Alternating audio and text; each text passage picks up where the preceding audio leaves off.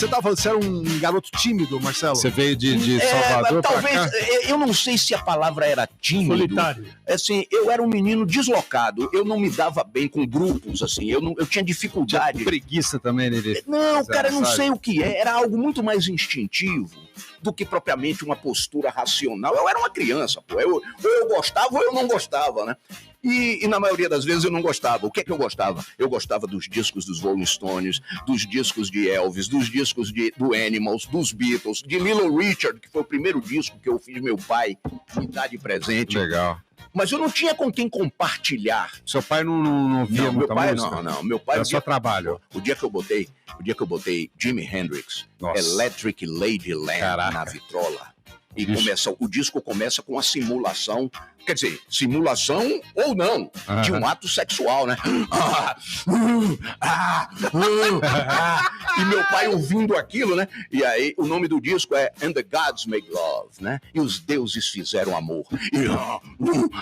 Aí quando acabou aquilo, meu pai olhou pra mim e falou: música, meu filho. Música, meu filho, é Frank Sinatra.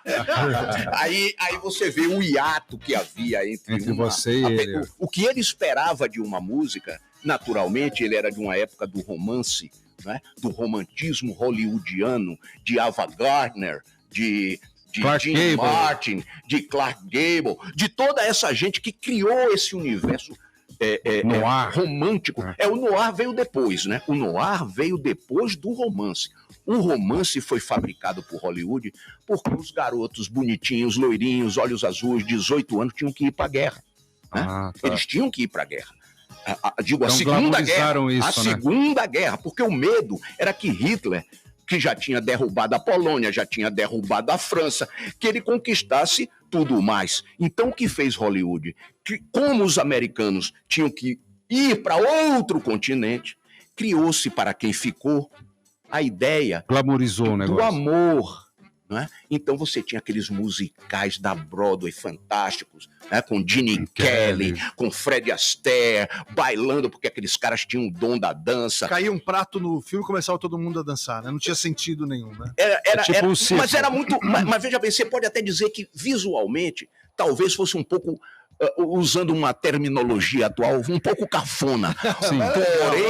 Porém, a produção era de uma vivacidade, de um colorido. Havia uma técnica chamada Technicolor, né, que desapareceu porque era uma técnica muitíssimo cara, que fazia com que todas as cores, os paletós, as camisas, as calças parecessem de veludo. A textura, você tinha vontade de passar a mão.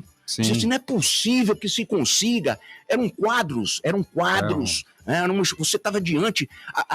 A narrativa poderia ser medíocre, mas o visual era uma obra de arte.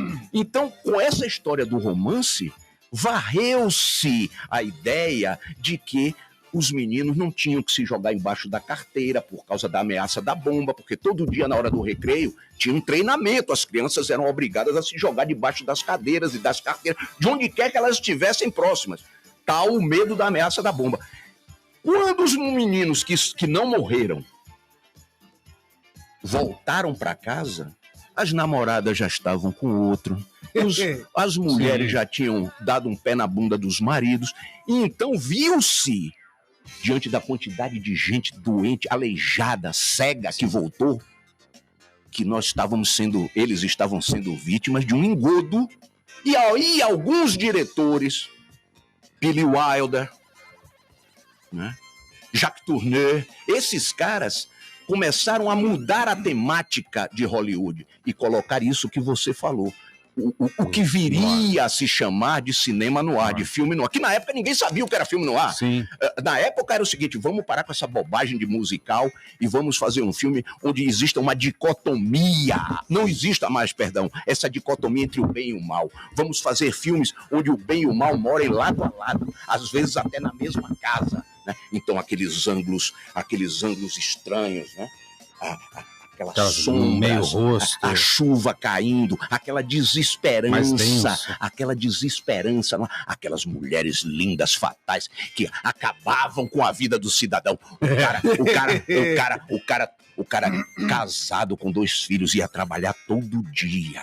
Aí na volta do trabalho, ele levava um brinquedinho de presente pro filho. Nossa, clássico esse. Um belo dia, quando ele entra no metrô, no subway, ele dá de cara com uma loura gostosésima. E ele não tem experiência, ele não sabe como lidar com aquilo. O resultado é que na outra semana ele já não lembra que tem filho para dar presente, ele só quer saber da loura. Vira a cabeça. Entra num mundo decadente, ele começa a percorrer ruas e vielas, às vezes somente emocionais, mas nem por isso menos verdadeiras, com as quais ele não estava acostumado, e aí um belo dia ele amanhece na porta de casa, todo arrebentado de porrada, cheio de hematomas, é conduzido para a 24DP, vai para a cela, e ao chegar na cela, ele esborrachado, cheio de hematomas, todo fudido, ele olha pro teto da cela e diz: